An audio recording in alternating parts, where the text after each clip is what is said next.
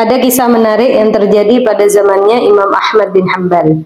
Imam Ahmad bin Hanbal ini salah satu imam yang daripada 4 madhab, yaitu ada Imam Syafi'i, ada Imam Hambali, ada Imam Maliki, dan Imam Abu Hanifah. Jadi Imam Ahmad bin Hanbal ini salah satu madhab daripada madhab yang besar yang 4 itu tadi. Suatu hari Imam Ahmad bin Hanbal ini mendatangi kota Irak dan beliau nggak tahu, nggak ada tujuan apapun mau pergi ke kota Irak, tiba-tiba ya pengen ke sana aja, nggak ada tujuan, nggak tahu keperluan apa.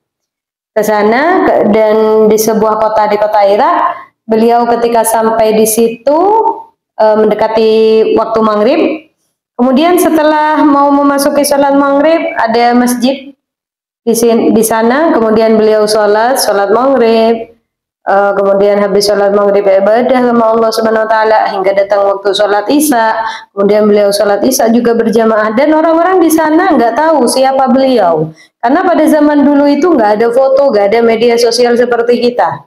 Jadi orang-orang tahu dengan nama beliau Imam Ahmad bin Hanbal adalah imam besar, tapi nggak tahu sama orangnya, nggak tahu sama wajahnya, nggak ada foto. Walhasil Imam Ahmad bin Hanbal ya berbau dengan masyarakat di sana seperti biasa, sholat berjamaah, habis itu wiritan, beribadah sama Allah Subhanahu Wa Taala, hingga setelah sholat isya udah ibadah sama Allah Subhanahu Wa Taala, kemudian mendatang ngantuk sama beliau, pengen tidur nih ceritanya. Ketika beliau hendak tidur, beliau tidur nih di dalam masjid. Kenapa tidur dalam masjid? Karena pada saat itu nggak ada hotel, nggak ada penginapan seperti kita sekarang. Walhasil ketika beliau berbaring di dalam masjid, didatangi nama marbot masjid. Wahai Syekh, minta maaf, di sini aturan dari masjid nggak boleh tidur dalam masjid.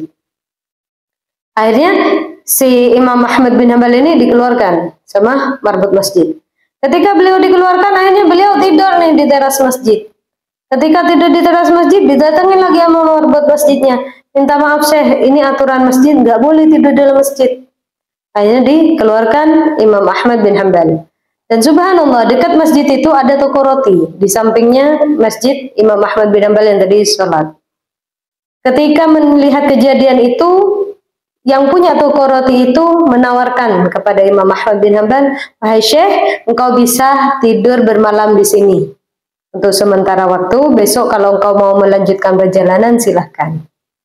Akhirnya alhamdulillah Imam Ahmad bin Hanbal dengan begitu bahagia menerima tawaran daripada si penjual roti. Ada satu peristiwa, ada satu kebiasaan dari penjual roti yang menarik perhatiannya Imam Ahmad bin Hanbal. Jadi ketika si tukang roti ini mau ngapain aja, buat roti, naruh tepungnya, naruh telurnya, naruh garamnya, membuat rotinya, nguleni rotinya, si pembuat roti ini selalu membaca astagfirullahaladzim wa atubu ilaih, astagfirullahaladzim wa atubu ilaih, astagfirullahaladzim wa atubu ilaih, terus beristighfar. Akhirnya melihat hal itu, Imam Ahmad bin Hanbal tanya, apa yang kau dapat engkau mulai kapan beristighfar? Membiasakan beristighfar mulai kapan? Saya mulai bujang udah biasa beristighfar, dan saat itu si penjual roti dalam keadaan sudah tua, sekitar umur 60 tahun lebih. Jadi udah puluhan tahun beliau membiasakan membaca istighfar. Akhirnya Imam Ahmad bin Hanbal bertanya lagi, apa yang kau dapatkan dengan engkau melazimkan istiqomah membaca istighfar setiap harinya sampai hingga puluhan tahun? Kata penjual roti, bahwasanya tidak ada satu daripada hajat saya kecuali dikabulkan oleh Allah Subhanahu Wa Taala. Apa yang saya pengen, hajat-hajat saya semua dikabulkan oleh Allah Subhanahu Wa Taala. Hanya satu yang belum Allah kabulkan daripada hajatnya saya. Kemudian Imam Ahmad bertanya, apa yang kau pengen yang belum dikabulkan oleh Allah Subhanahu Wa Taala? Saya pengen ketemu sama Imam Ahmad bin Hanbal. Maka ketika mendengar nama beliau disebut, dan penjual roti ini nggak tahu di depannya adalah Imam Ahmad bin Hanbal. Kemudian beliau bertakbir, Allahu Akbar. Karena istighfarmu, saya datang ke kota Irak, saya nggak tahu tujuan saya apa ke sini, tiba-tiba saya pengen ke sini. Karena istighfarmu, saya itu sampai mendatangi masjid ini, tidur di masjid ini, dan hingga diusir sama si marbot. Dan karena istighfarmu hingga Allah menyampaikan saya ke rumahmu. Padahal ya, kalau kita mau pergi ke waliullah, kita ada perlu sama waliullah, kita yang datang ke waliullah. Tapi berkah istighfarnya si penjual roti ini, orang walinya yang datang ke rumah beliau. Subhanallah. Ini daripada salah satu fadilah melazimkan istighfar. Kata Rasulullah sallallahu alaihi wasallam dalam hadis beliau, "Man aktsara minal istighfar ja'alallahu lahu min kulli hammin faraja wa min kulli dhaikin makhraja wa razaqahu min haitsu la yahtasib." Barang siapa yang senantiasa istighfar, banyak-banyak membaca istighfar, maka Allah akan memberikan kegembiraan dari setiap kesedihannya.